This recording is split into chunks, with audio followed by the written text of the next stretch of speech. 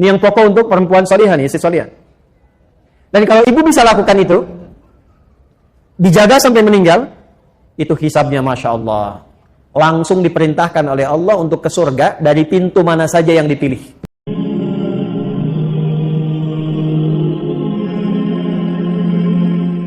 Sungguh, masa-masa menjelang akhir zaman itu akan terjadi sebagai berikut. 1. Taslimul khassah. Terjadi gerakan eksklusivisme. Apa Ustaz eksklusivisme itu? Cara pandang yang mengkhususkan sesuatu di semua aspek. Jadi kalau bergaul sama golongan ini aja, yang itu nggak bisa berbaur. Kalau mengaji, khusus ini aja, nggak bisa campur dengan yang lain. Bahkan untuk memberi salam pun, pada golongannya aja, yang bukan golongannya, tidak disalami. Itu kata Nabi. Sekalipun dia sama-sama muslimah. Assalamualaikum ukhti. Apa ya? Ibu kan masih bid'ah. Hah? Jadi yang dulunya afsus salam kepada siapapun tebarkan rahmat, kasih sayang, salam. Ibu dulu kan kalau bertemu masih Assalamualaikum ya. Temu saya di Timur Tengah itu masuk angkot aja Assalamualaikum. Ya. Assalamualaikum. Waalaikumsalam. Kalau sekarang kan masuk angkot Assalamualaikum bawa kotak kan. Nah, ini akan terjadi gerakan-gerakan yang terbatas kata Nabi. Dekat-dekat akhir masa itu sudah nggak kenal lagi silaturahim yang luas. Mulai terputus. Kemudian yang kedua apa? Ini yang terkait dengan penjelasannya. Fusyuwat tijarah. Sudah mulai menyebar berbagai jenis jual beli, transaksi jual beli. Dikata Nabi, semua jenis perdagangan jual beli itu ragamnya udah banyak. Sampai-sampai di hadis lain taqarrubul aswaq, cara mengakses dagangan itu jadi lebih mudah. Sekarang terjadi tidak? Dulu ibu kalau mau ke Kosambi naik angkot ya? Ya, naik ojek jalan dapat di situ pulang kan? Sekarang keluarkan handphone, klik datang sendiri ya. Terjadi belum? Sudah terjadi? Dan sekarang luar biasanya ragamnya jadi banyak ya pilihannya. Klik makanan banyak semua pilihan. Model jilbab banyak tuh kelihatan. Jadi ibu mau klik apa aja keluar produknya banyak kan? Di satu segmen itu banyak ragam. Kata Nabi mendekat kepada akhir zaman itu akan terjadi ragam banyak sekali dalam konteks kehidupan ekonomi. Dagangan modelnya banyak. Satu menu bisa banyak. Ibu kalau keluar saya tuh bingung tuh. Sate aja sekarang banyak. Sate A, sate B, sate C, sate ini. Ya. Kemarin mau kurban grade-nya aja banyak ya. Kurban grade A, kurban grade B, kurban grade C, sebagainya. Ya, yang jadi persoalan apa? Sampai-sampai saking banyaknya peluang berdagang itu, istri ikut membantu suami hadir di dalamnya. Fatu'inul mar'atu zawjaha fit tijarati, itu hadisnya. Maka suami mulai melibatkan istri dalam bisnis, dalam dagangnya. Atau kadang-kadang istri inisiatif nyusul suami pengen sama-sama dagang. Terjadi nggak sekarang? Kan? Kayaknya, Pak, Mama buka ini aja deh, gitu ya. Papa ke kantor, Mama pengen buka ini. Salah tidak? Salah tidak? Sampai di sini hadisnya tidak menyoal. Ibu mau dagang, silahkan. Ibu mau berniaga, silahkan.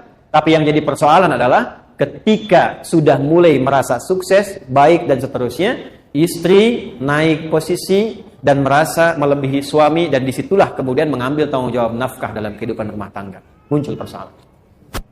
Dampaknya apa? 1, mulai mengabaikan tugas pokok. Ini yang dimaksudkan. Akan terjadi masa menjelang kiamat saat perempuan ikut kepada aktivitasnya laki-laki. Maka yang terjadi apa? 1, pokok fitrahnya mulai berubah.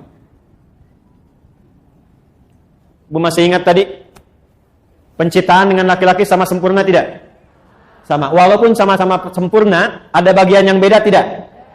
Baik, laki-laki punya rahim tidak? Nah, perempuan?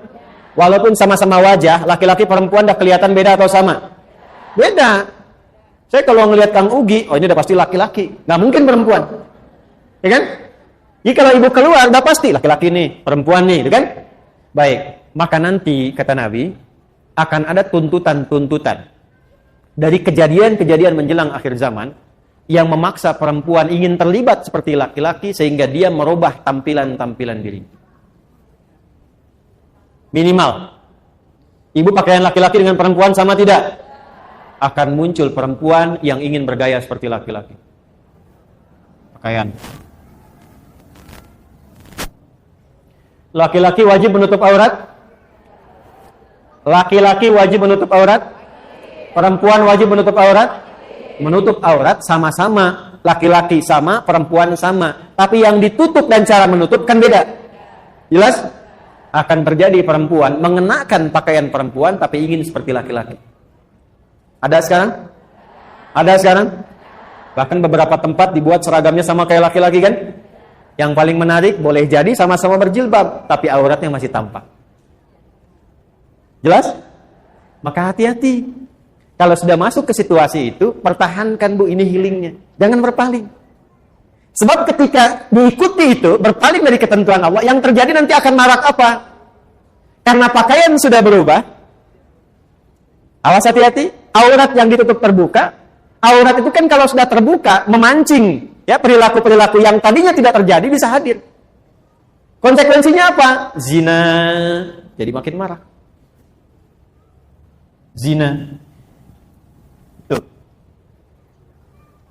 Jadi makin marah. Makanya ibu sering baca kan, tanda-tanda menjelang mendekat ke kiamat banyak zina tersebar kan. Nah pengantarnya itu dari situ awalnya. Laki-lakinya begini, perempuannya ikut berpaling. Tidak dilarang kalau ingin beraktivitas. Ikut bekerja misalnya, atau menyalurkan hobi. Tapi ketika merubah tampilan fitrah, itu yang jadi persoalan. Maka coba perhatikan. Kalau berdandan, berpakaian dan sebagainya, jaga. Jangan sampai terlibat pada suasana yang sempat di-warning oleh Nabi SAW. Jelas sampai sini? Model. Ini saya bicara dalam konteks iman ya, dalam konteks umat Islam ya. Kalau di luar yang tidak beriman, gak akan kepikiran ini Bu. Gak akan kepikiran. Makanya kalau ibu ke barat, di Amerika, di Eropa, kan, agama itu dianggapnya biasa seperti budaya. Makanya gak ada pikiran tentang agama. Jadi bagi mereka, karena gak belajar tentang nilai agama seperti kita yang pelajari dalam konteks keislaman, mau pakaian apa saja silahkan, yang penting terhormat dalam budayanya. Jadi mau kelihatan auratnya juga bagi mereka yang penting terhormat dalam budaya mereka. Ya, mau pakai pakaian minimalis juga dalam budaya mereka, karena nggak ada konsep ini. Bagi insan beriman, perempuan yang beriman, cara pandangnya berbeda. Jadi kalau ada budaya misalnya di barat dibawa, ya dalam konteks bisnis sah-sah saja. Tapi dalam konteks kita beribadah sebagai seorang perempuan muslimah, perempuan mukminah yang beriman, boleh nggak mengadopsi itu? Boleh nggak mengenakan pakaian yang serupa? Ketika itu dilarang, apa berpaling dalam bahasa judulnya ibu, berpaling dari situ, maka yang terjadi pasti persoalan. Saya cuma sarankan saja, selesaikan persoalan itu sebelum pulang menuju Allah Subhanahu wa Ta'ala. Nih, contoh paling gampang sebenarnya begini. Bu, perempuan dalam Islam berjilbab tidak? Ya, nggak ada perbedaan pendapat. Berjilbab tidak? Berjilbab. Laki-laki berjilbab tidak? Tidak. Perhatikan baik-baik. Perempuan tuh berjilbab, hikmahnya banyak. Kalau kita bahas satu saat ayat tentang jilbab, saya urutkan tuh. Dari mulai fikihnya, hikmahnya, macam-macamnya. Itu Bu, saking sayangnya Allah, itu perempuan diminta berjilbab karena sayangnya Allah. Ya ayyuhan nabiyyu, hei Nabi sallallahu alaihi wasallam, qul li azwajika viralkan. Bahasa sekarang kan viralkan. Kalau sudah viral, like, share, and comment. Kalau sudah viral, like, share, and comment. Kata Allah, viralkan. Katakan pada istri-istrimu, banatika, dan anak perempuanmu. Perhatikan, wanisa'il mu'minin, dan semua perempuan yang beriman. Saya tanya, ibu perempuan tidak? Perempuan bukan? Beriman tidak? Berarti ayat ini untuk saya atau untuk ibu? Ayat ini untuk perempuan atau laki-laki? Yudnina min jalabibihinna asa an yu'rafna fala yu'dzain. Kata Allah, kenakan jilbab. Kenapa harus berjilbab? Satu, asa an yu'rafna, supaya diketahui mereka perempuan beriman. Kalau sudah tahu, fala yu'dzain, maka melekat hukum pada laki-laki untuk menghormati dan membantu serta melindunginya. Jadi dulu Bu, kisahnya begini. Waktu ada perempuan di Madinah yang muslimah, sebelum ayat tentang jilbab turun, itu malam-malam mau buang hajat, kan dulu tuh nggak ada seperti kita toilet umum seperti sekarang. Jadi kalau mau buang hajat tuh ke kebun kurma, kemana. Malam-malam ketika akan keluar, diganggu oleh laki-laki Yahudi, preman-preman Madinah. Dilaporkan kepada Nabi. Begitu esoknya dilaporkan, turunlah ayat ini. Disuruh pakai jilbab. Begitu pakai jilbab, sudah viral di kalangan para pemuda muslim. Itu muslimah tuh. Itu mukminah tuh. Maka perintahnya satu kata Al-Quran. Setiap Anda melihat perempuan berjilbab, bantu, tolong, lindungi dia. Kaidah fikihnya begitu, hukumnya begitu. Jadi sebetulnya saya kalau melihat ibu berjilbab kesulitan, saya wajib bantu ibu. Enak bener deh, ibu beli beras, aduh susahnya. Kelihatan sama Pak Duni, saya aja yang bawain bu. Tuh. Saya perlu lindungi. Jadi jilbab itu bukan sekedar dikenakan untuk menunjuk identitas sebagai insan beriman muslimah, bukan hanya itu. Itu wujud sayangnya Allah kepada perempuan. Kalau mau digali dari segi kesehatan, dari segi macam-macam banyak. Tapi kesimpulannya satu, Allah sayang pada perempuan. Kalau fikihnya dipraktekkan itu luar biasa. Sekarang kenapa Allah yang sudah sayang, perempuannya berpaling? Allah sayang memberikan jilbab. Banyak orang mencari kasih sayang Allah. Ini Allah langsung memberikan kasih sayangnya. Saking sayangnya pakai nih. Saking sayangnya Allah, bahkan Masya Allah meninggal pun masih dijilbabin juga. Kain kafan perempuan kan beda dengan laki-laki, Bu ya? Yang perempuan ada kudungnya tidak? Laki-laki ada tidak? Tidak. Jangan sampai meninggalnya pakai kudung, hidupnya nggak pakai jilbab. Ntar malaikat nanya, Cie, siapa nih katanya? Kan? Udah meninggal kok kudung kan? Gitu. Halo? Jadi kan? Jelas ya? Jadi cara memposisikannya demikian. Jadi ibu maksudnya. Ibu tata betul tuh, akan tiba masa-masa seperti itu. Sekarang saya tanya, ada nggak pekerjaan yang membuka lowongan kerja untuk perempuan tapi harus lepas jilbab? Berarti hadis Nabi benar atau tidak? Itu aja sederhananya dulu. Jelas sampai sini? Alhamdulillah kita di Indonesia. Karena di Indonesia, untuk mempraktekkan agama itu sudah jadi ketentuan di undang-undang. Pasal 29 ayat 2. Negara menjamin kemerdekaan tiap-tiap penduduk untuk memeluk agamanya masing-masing dan beribadah menurut agama dan kepercayaannya itu. Jilbab bagi perempuan bagian dari ibadah. Paham? Tuh, terakhir. Kita sampai jam berapa ya? 11. Oh ya. Nggak apa-apa. Saya jam 10:30 selesai. Ibu silakan mau sampai jam 12 sampai asar silakan. Saya mau pulang lagi, mau ada akikah. Dah, lihat sini. Terakhir, fokus. Silahkan kata Allah, kata Nabi, Allah dan Nabi menyampaikan, Allah memberikan instruksi, Nabi menjelaskan atas perintah Allah Subhanahu Wa Taala. Ada hobi, bakat silahkan, tapi jangan merubah fitrah. Yang kedua, keluar dari tugas pokok yang berlaku bagi perempuan di rumah. Ibu, laki-laki banyak mencari nafkah di luar. Otomatis perempuan banyak waktunya di rumah. Karena itu fitrahnya disiapkan oleh Allah untuk mensupport beberapa aktivitas yang ada di rumah. Contoh, maaf sekali, biasanya yang interaksi sama anak-anak banyaknya siapa? Yang menyusui ibu atau ayahnya? Ibunya. Yang menggendongnya umumnya siapa? Masya Allah. Karena itu anak kepada ibu itu luar biasa. Bu, itu mahal. Karena itu orang Arab menyebutkan madrasah pertama untuk anak itu ibunya. Ibunya. Nah sekarang ibunya keluar. Anak dititipkan pada orang lain. Kasih sayang ibu gak ngalir ke anak. Gendong yang gendong orang lain. Anak gak merasakan kehangatan ibunya. Karakternya gak nyampe. Ibu cuma bisa marah-marah ketika anaknya gak nurut sama ibu. Ibu tanyakan istighfar, tuh anak tuh begitu. Kenapa? Apa dosa ibu kepada anak tuh? Ketika Anda minta, nah begini, anaknya rewel, anaknya berangkat. Ibu cuma bisa marah. Tapi tidak melihat ke belakang tuh terjadi apa. Kok anak orang lain gak begitu? Anak orang lain taat-taat saja. Anak orang lain baik-baik saja. Riset menunjukkan kebanyakan anak yang tawuran, yang narkoba, yang ribut. Itu ketika di riset, mereka ternyata mencari perhatian yang tidak didapatkan di rumah.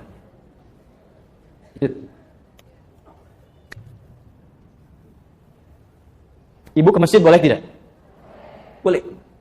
Dengan syarat. Tempatnya ada khusus, aman dari fitnah, dan tidak melalaikan kewajiban di rumah tangga. Ada anak minta ASI pada ibu. Ibu nggak boleh. Sebentar ya, mama subuh 2 rakaat, bentar balik lagi. Nggak bisa. Dosa malah. Ibu sholat di rumah, Dan ketika sholat di rumah demi memenuhi kebutuhan yang di rumah juga, itu sama nilainya dengan suami yang ke masjid. Nilainya sama. Yang mau saya katakan, urusan akhirat saja tidak mengabaikan konteks kehidupan rumah tangga. Apalagi cuma urusan dunia. Jadi mulai hari ini, keluar dari sini, pakaian tata dengan baik. Cek di rumah apa yang belum tuntas. Karena sesukses-sukses anaknya, ketika anak sukses hebat apapun, perintah pertama Al-Quran, hey, jangan dulu bagi dengan yang lain. Bagi dengan ibumu dulu. Bagi dengan ibumu dulu. Minimal doakan ibumu, doakan ayahmu. Itu yang di Quran surah 46, ayat 15 itu.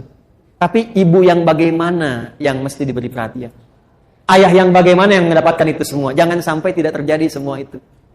Adalah ibu yang justru bisa memberikan waktunya untuk membuat anaknya sukses di kemudian hari. Dan itu tidak mungkin terjadi kalau di rumahnya berkurang waktunya hanya untuk keluar.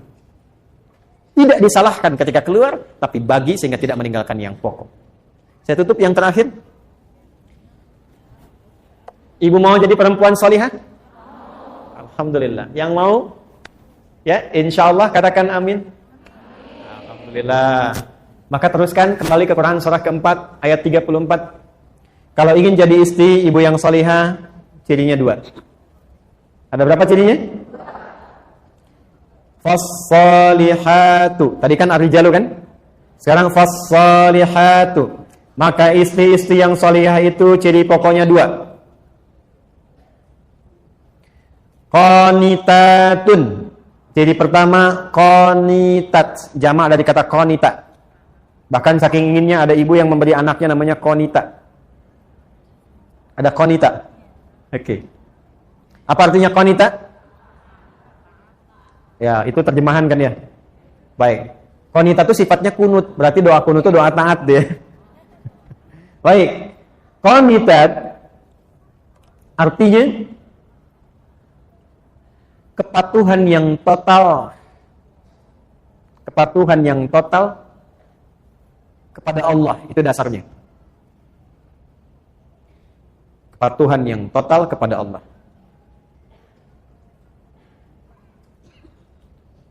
Asalnya itu. Nanti kalau dibawa ke aspek-aspek ibadah atau rumah tangga, maknanya menjadi luas. Contoh, kalau sholat, tanda patuhnya kita kepada Allah, itu ditunaikan dengan khusyuk. Nah, khusyuk itu kadang disebut oleh Quran dengan qanitun. Jamaknya qanitin. Dari kata qanita. Contoh di Quran surah kedua Al-Baqarah ayat 238. Hafidhu 'alas salawati was salatil wusta wa qumu lillahi qanitin.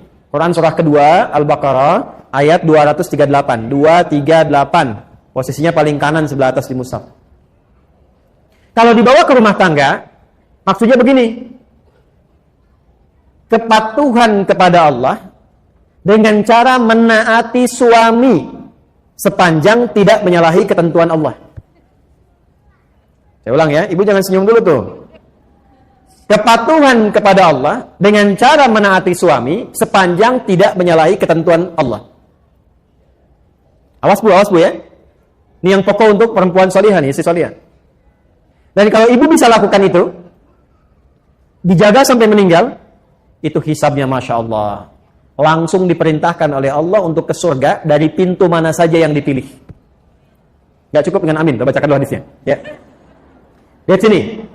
Perhatikan. Idza shallatil mar'atu salataha. Kalau ada seorang perempuan cuman salat fardu selama hidupnya, gak pernah salat sunnah. Gak pernah tahajud, gak pernah duha, gak pernah syuruk dan sebagainya. Wa shamat shamaha, dan hanya puasa wajib saja, Ramadan saja. Gak pernah Senin Kamis, gak pernah Ayyamul Bid. Wa ata'at zaujaha, tapi dia patuh pada suaminya, taat dalam rangka mematuhi Allah. Perhatikan. Wa hafizat farjaha, dan menjaga diri tidak selingkuh. Qila laha yaumal qiyamati, akan dikatakan kepadanya saat hisab, udkhulil jannata min haitsu syi'ti. Langsung aja masuk surga dari pintu manapun yang kau kehendaki. Hadisnya sahih. Rawahu Tirmidzi, hadis riwayat Imam At-Tirmidzi, hadis sahih. Jadi kalau suami meminta ibu pada kebaikan, ibu taati, bukan lihat suaminya karena menaati Allah, itu nilainya tinggi di hadapan Allah.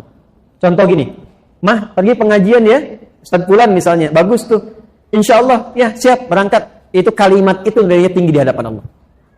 Ma berjilbab ya? Insya Allah siap. Ma anak-anak masuk sekolah tahfidz aja deh, insya Allah. Itu ketika direspon, tinggi nilainya. Jelas? Tapi saat memerintahkan kepada yang tidak baik, ibu boleh menolak. Saya ulang ya, boleh menolak, cuma kalimatnya belum selesai. Menolak dengan cara yang baik. Ingat yang pemimpin itu siapa? Suami. Contoh, Ma, lepas dulu jilbabnya ya. Papa ada family gathering, yang lain nggak pakai jilbab, Papa nggak enak. Sebentar aja, cuma 30 menit, dari itu pakai lagi. Ibu kalau jawabnya, apa? Tahu nggak Pak? Ini, itu rame. Tapi kalau ibu cara masuknya, Pak, dulu Mama sebelum meninggal, dari kecil sudah melatih aku untuk pakai jilbab. Nah, aku niatkan pakai jilbab ini di antara amalan yang jariahnya insya Allah sampai ke Mama, ke Papa. Kalau dilepas 30 menit dan di saat itu kemudian aku wafat, meninggal dalam keadaan tidak berjilbab, kira-kira bagaimana di hadapan Allah? Ah ya sudah deh, nggak apa-apa, pakai aja, mungkin jadi dakwah. Nah, itu cara masuk yang enak, itu halus. Ya, boleh menolak, tapi cari jalan yang terbaik, yang halus. Terus ya? Mas ini, mau tahajud dulu Pak, udah temenin Papa nonton dulu nih, ini babak kedua nih, rame nih. Boleh, misalnya kan? Baik. Gini aja deh, Pak. Dalam tahajud, setelah sholat, Mama doakan klubnya Papa bisa menang. Ya udah tahajud kan? Tahajud kan? Tiba-tiba kalah kan? Mama sih tahajud. Iya, Papa sih diminta menang malah menangis. Gitu. Aja, udah. Jelas ya? Oke. Jadi satu, taat pada suami sepanjang meminta kepada yang baik-baik. Tapi kalau sepanjang tidak baik, boleh menolak dengan cara yang apa? Yang kedua yang agak tidak mudah nih. Sekarang bisa terjadi. Hafizatun lil ghaibi bima hafizallah. Istri yang salihah, dia mampu menutup, menjaga aib rumah tangga, khususnya suaminya, terutama ketika tidak sedang bersamanya. Karena Allah sudah tutupi. Bima hafizallah. Mampu menjaga aib rumah tangga, khususnya suaminya, terutama ketika tidak sedang bersamanya, karena Allah sudah tutupi. Ibu fokus dengan saya sebentar, tahan penanya, perhatikan baik-baik ini. Jika terjadi persoalan di rumah tangga antara suami istri, itu Allah tutupi Bu, nggak akan tersebar sepanjang ibu tidak membukanya, dan sepanjang suami tidak membukanya. Itu akan ditutup sampai kiamat. Sampai masalah itu selesai, apa sekalipun ada yang terjadi perpisahan tetap akan ditutup sampai kiamat terjadi, sampai pulang kepada Allah. Hisabnya hanya dia dengan Allah. Sepanjang tidak dibuka. Tapi kalau itu dibuka, jadi persoalan itu. Nah sekarang pertanyaannya, kan laki-laki juga sama kan? Suami juga harus menjaga kehormatan rumah tangga kan? Kenapa sangat ditekankan kepada istri, bukan suami? Itu suratnya surat apa tadi? Surat keempat, surat apa? An-Nisa. Apa artinya An-Nisa? Kan sudah salah. Sudah banyak orang keliru. An-Nisa itu bukan perempuan. Bukan wanita, ibu jangan maksa. An-Nisa bukan perempuan. An-Nisa itu bukan wanita. An-Nisa itu perempuan-perempuan. Beda kan ya? Baik, kalau perempuan itu berapa jumlahnya? Perempuan itu berapa? Banyak. Perempuan tuh kalau sendirian namanya mar'ah. Ini tulisannya Bu. Saya masih ada waktu? Ibu kan enak tinggal masih aja kan saya yang nerangin. Saya tuh kesini Bu ya, datang sendiri, nerangin sendiri, nulis sendiri, ngapus sendiri Bu. Alhamdulillah. Ibu tinggal lihat, tulis, catat, pulang masuk surga, enak banget. Tinggal amin aja ya. Mar'ah, tulisannya mim, ra, hamzah, ta, marbutah. Ini bisa dibaca mar'ah, bisa dibaca mir'ah. Kalau mir'ah itu cermin. Ya, makanya perempuan sering dekat dengan cermin. Ya, orang Arab bilang al-mar'atu kal mir'ah. Perempuan itu seperti cermin. Makanya kan ibu senang kan cermin, di rumah udah lihat cermin, dari mobil lihat spion lagi, masuk masjid lihat kaca nako masjid, ngaca lagi, nggak apa-apa. Dicek di tasnya pun ada cerminnya juga, gitu. Minimal handphonenya kan, nggak apa-apa. Itu fitrah bawaan biasa. Mar'ah itu nanti sifatnya muru'ah. Muru'ah itu sifat yang senang menjaga kehormatan. Makanya perempuan itu senang tampil terhormat, jaga rapi, tertib. Beda kan Bu, kalau saya laki-laki keluar pakaian agak lecek sedikit, biasa. Tapi kalau kelihatan istri, stop. Setrika dulu. Rapi dulu. Itu fitrah, perempuan itu biasa. Tapi ingat, perempuan itu seperti cermin. Ibu tahu cermin? Tahu ya? Cermin kalau dilempar, misalnya sampai pecah, bisa nggak dirangkai lagi? Jangan salah, bisa. Bisa dirangkai lagi. Cuma tak mampu memantulkan bayangan yang sempurna. Nah, sifat perempuan itu sama dengan cermin. Kalau dia terlukai, itu bisa cepat memaafkan, tapi sulit melupakan apa yang dialami. Ya kan? Punya masalah tahun 2022, tapi kalau diungkit kejadian listrik tahun 98 muncul lagi kan? Iya. Jadi itu fitrah Bu, biasa gitu. Masalah satu keluar 1000 itu biasa. Kenapa sih Pak gini-gini? Dulu kan Bapak, dulu kan, padahal masalahnya sekarang kan. Nah, itulah mar'ah. Tapi kalau banyak kan, laki-laki itu masih konsisten jamaknya, rajul jamaknya rijal. Kalau perempuan beda, sendirian dia mar'ah, banyakan dia nisa. Udah beda sendiri, hurufnya udah lain, katanya udah beda. Bu, rajulun, ra-nya ada, jimnya ada, lamnya ada. Jamaknya rijalun, ra-nya masih ada, jimnya ada, lamnya masih ada, cuman tambah alif. Ini mar'ah, nisaun, mimnya kemana, ra-nya kemana, ta-nya kemana. Kenapa jadi nisa? Nisa itu seakar juga dengan kata nasa. Apa itu nasa? Di antaranya adalah sifat yang mudah mengungkapkan apa yang dirasakan. Di perempuan itu sependiam-pendiamnya sendirian. Kalau ketemu temannya bisa cerita. Saya nggak bilang curhat, cuma bisa cerita. Makanya kata Quran, kenapa ditekankan ke perempuan dengan nama nisa? Kalau sedang kumpul dengan teman-teman, ada masalah apapun dengan suami, jangan dibuka. Memang judulnya pengajian, tapi ketika datang kan beda sapaannya. Assalamualaikum, kece damang, alhamdulillah, saya kumaha damelan, alhamdulillah lancar. Eta suami kumaha di situ masalahnya, aduh. Kan judulnya pengajian kan, tapi yang dibahas tuh bisa suami. Sekarang itu lebih parah, hadisnya nyata. Belum datang ke pengajian, udah bikin status. Itu baru keluar kawan tadi bikin. Aku tidak mengira, engkau tidak seperti aku duga. Terus yang menyebalkan itu ditungguin komennya, dilihat siapa yang komen. Teteh kenapa? Paham ya? Itu terjadi tidak? Halo, terjadi tidak? Oke, jilbab aja bikin status. Sudah sampai TSM, tinggal menunggu Ustaz. Ayo, tuh ayo. Tuh, kan? Hadisnya betul tidak? Qurannya betul tidak? Berarti ibu semua butuh healing. Kan? Jelas ya? Tuh. Itu tuh sederhana Bu, tapi dalam sekali. Dan itu nanti di Ali Imran tuh lebih dalam lagi. Akan membuat kalau itu dipertahankan, boleh kok Bu. Pasang status itu boleh.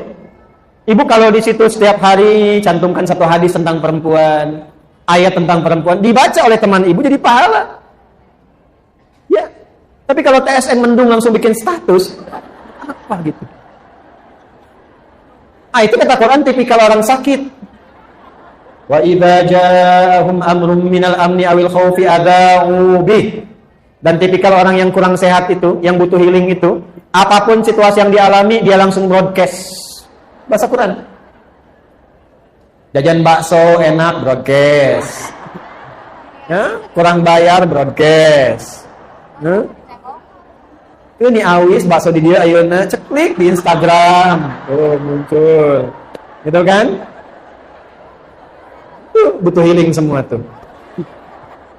Paham ya sampai sini ya? Apa obatnya? Sudah, lihat sini. Yang menciptakan kita siapa? Yang tahu tentang kita siapa? Maka healing terbaik kembalilah kepada Allah. Tubu ilallahi taubatan nasuha. tubuh itu kembali, taubaturnya kembali, balik ke Allah. Biasanya healing itu kaitannya lebih banyak dengan penyakit hati. Lebih banyak. Hati itu marad penyakitnya. Fi qulubihim, obatnya disebut dengan syifa. Saya ulangi, obatnya disebut dengan apa? Maka kalau ingin mendapatkan healing, kembali kepada Allah mencari syifa, maka cari ayat-ayat dalam Al-Quran yang terkait dengan syifa. Contoh, buka Quran surat 17, ini penutup di akhir. Ayat ke-82, Quran surah 17 ayat 82. Wa nunazzilu minal Qur'ani ma huwa shifaa'un wa rahmatun lil mu'minin. Wa nunazzilu minal Qur'ani ma huwa shifaa'un wa rahmatun lil mu'minin. Wa la yazidudz zalimina illa khasara. Dan kata Allah, demi keagunganku, aku turunkan ayat-ayat Quran itu menjadi syifa. Maaf Bu, Ibu, Bu, Quran itu syifa. Qurannya sendiri syifa. Jadi kalau sedang gelisah, ada persoalan, curhatnya ke Allah Bu. Nabi Yakub tahu? Pernah dengar Nabi Yakub? Ayahnya siapa? Nabi Yakub ayahnya siapa? Nabi Yusuf. Punya masalah dengan anak-anaknya yang punya masalah. Curhat. Beliau curhat. Dicurhatnya pada siapa? Innama ashku bathi wa huzni ilallah. Sama Allah. Ibu bangun tahajud, minta sama Allah. Minta anaknya disentuh, berikan kebaikan, kemuliaan. Itu akan cepat. Dan kalau curhat ke Allah pun jangan dibikin status di media sosial. Tolong aminkan ya. Apa sih? Yang suka like ya. Salat 2013, sekitar 2012-2013, saya awal-awal pulang dari Tripoli. Ini kisah nyata. Seorang ibu datang dari kejauhan, wajahnya sendu, air matanya hampir tak terbendung. Beliau datang, Ustaz, anak, bahasa kita yang paling gampangnya, anak saya yang saya kandung, saya lahirkan, sulit sholatnya. Bagaimana amalannya? Dah Bu, udah lama tidak? Cukup lama. Ibu udah ingatkan berkali-kali. Ibu pulang sekarang. Malam ibu sholat. Tapi di samping tempat tidur anak ibu. Lalu bermohon kepada Allah. Minta aja dengan bahasa ibu, ya Allah, ini anak yang kau titipkan kepadaku. Dilahirkan di rahimku. Dipertanggungjawabkan olehku sampai dengan aku berpulang. Mohon jadikan ya anak yang soleh. Rajin menunaikan sholat. Dan ringankan hisabku di akhirat nanti di hari kiamat. Ibu minta aja. Ntar hari ketiga ibu kesini lagi. Nggak usah diingatkan lagi. Ibu nggak usah bilang sama anak, lakukan itu aja. Hari ketiga pulang sini. Sini lagi datang. Tahu apa yang terjadi? Ini kisah nyata. Saya tidak menceritakan yang fiktif. Hari ketiga, pagi-pagi sekitar jam 7 kurang sedikit. Dari kejauhan panggilan begitu kencang. Ustadz, bawa nasi uduk. Anak saya udah sholat. Kok bisa Bu? Jadi tepat di malam yang ketiga itu, anaknya bangun, dia berdiri, langsung dia kejar, dia peluk ibunya, dia menangis. Mama, maafkan aku, katanya kan. Maafkan aku. Ibunya pun ikut nangis. Aku kan selama ini nggak sholat, karena mama kan dulu juga nggak sholat. Bapak juga sibuk begitu. Keluarlah kalimat itu. Maka keduanya saling bermaafan, saling berpelukan, dan sebagainya. Di situ berjanji anaknya untuk menunaikan sholat. Bahkan datanglah kemudian ke pesantren, kami siapkan murid untuk membimbing. Dia bukan hanya sholat, tapi menghafal Quran. Sejak saya tinggalkan itu sudah 3 juz, mungkin sekarang sudah 30 juz. Dari anak yang tidak sholat menjadi penghafal Quran. Itu. Jadi banyak sekali persoalan yang healingnya itu justru saat dihempaskan di atas sajadah itu.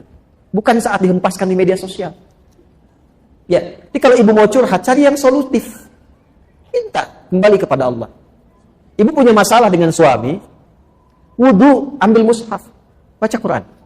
Setidaknya ada ketenangan. Kalau sudah hati tenang, komunikasinya enak. Kadang-kadang nggak pernah tuntas itu karena dibawa dengan kegelisahan. Akhirnya yang muncul ego, yang muncul kehebatan. Lupa kalau dua-duanya itu hamba yang akan berpulang kembali pada Allah Subhanahu Wa Taala. Jadi healingnya gunakan dengan pemilik kita. Kembali kepada Allah, bangun konektivitas, dekati Allah Subhanahu Wa Taala. Kita punya sholat, kita punya Quran, ya, kita punya doa. Gunakan semua itu untuk membangun konektivitas kepada Allah.